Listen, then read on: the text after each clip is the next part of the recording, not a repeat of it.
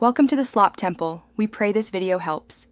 You start by confirming you have administrator rights and the Bitlocker recovery key.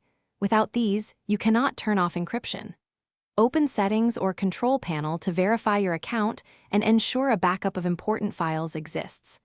Once done, connect any external drive if you plan to copy data. Make sure Windows is updated and the laptop is plugged in. Unexpected shutdowns during decryption can corrupt data, so power stability matters. You now go to Control Panel, System and Security, then Bitlocker Drive Encryption to begin turning it off.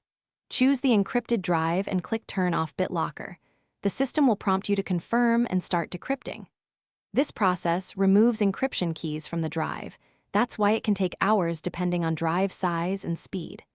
Make sure you do not interrupt the process and keep the laptop on AC power, because stopping mid-decryption risks data loss. Once decryption finishes, verify the drive status reads Bitlocker off in the same Bitlocker panel, then restart the laptop to ensure settings persist.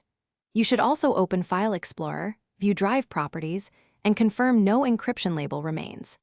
If the GUI fails or decryption stalls, run command prompt as admin and execute manage BDE off C.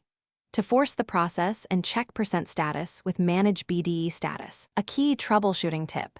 If decryption stalls, connect AC power, free disk space, and reboot before retrying the Manage BDE command. Thanks for watching. Consider subscribing if we helped you.